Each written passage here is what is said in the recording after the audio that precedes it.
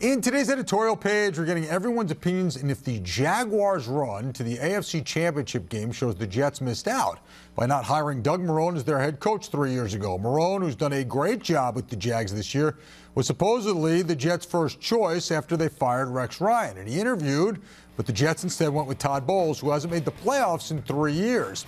Does the Jags' run show the Jets missed out by not going with Marrone, Dan? Oh, absolutely not. I mean, look, the franchises were in different states to begin with. I mean, the Jets at the time were still kind of like a team that was under the impression, hey, move here, move there, we can try to go for this thing. And let's remember one other thing, too. When Doug Marrone was out there on the street, it's not like other teams were tripping over themselves to hire this guy. He had to take an offensive line job with the Jacksonville Jaguars. Under Gus Bradley. Under Gus Bradley. And it was a smart move by him, right? Because everybody knew Gus Bradley's not a good head coach, and he eventually would get an opportunity, which he did. He's made the most of it. But there have been a lot of coaches to take their team to a conference championship game to never be heard of again. Let's remember that. Hey, don't forget Rex Ryan went to two conference championship games. How's Rex doing these days? We like to call those the highlights of my adult life, yes. I'm quite sure. But look, I believe that Jacksonville, it's amazing what Marrone has did with Blake Bortles as quarterback to get to this championship game, win a division title, all that sort of stuff, right? But I feel like the Jacksonville team really has drafted well these last few years, right? Jalen Ramsey is a star player.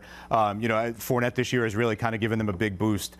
So I don't think it's all on Marrone. The Jets, look, when Bowles was 10-6 the first year, nobody was complaining about Bowles. He's definitely shown some warts these last 2 years, obviously, but I don't think it's a huge mistake by the Jets passing up on Marrone. Neither do I, guys. And I think it's kind of sad that our sports fandom, the world, has come to the point where, like, one team has success, it represents a failure for whatever links to different franchises, with the Jets, with this guy and all that stuff. Who knows how Marrone would have handled the crazy locker room situation last year with the Jets, or the previous year, the previous season, I mean.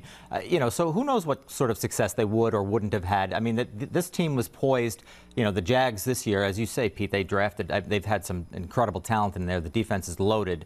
Now, they were poised to do something. Maybe he was the right guy at the right time for this team, and that's all you can say about it. And who knows how much influence Tom Coughlin had on all this. Right. Giant fan. Here comes the dagger, Giant fan. And didn't the Jets beat the Jaguars this year, too, right? Yes. Let's not forget, to get to 3-2. Big or 2-2. That was the 2-2 game, yeah. Well, I mean, that's the thing, right? And look, so much of this has to do with the players in the hand you're dealt, right? And I know Todd Bowles had success year one, but that was with a Ryan Fitzpatrick that didn't last. And not to say Blake Bortles is all that much better, but Calais Campbell has spearheaded a total change of that defense. Leonard Fournette's been phenomenal. I don't think you can say Todd Bowles has had quite that level of talent as good as Leonard Williams is.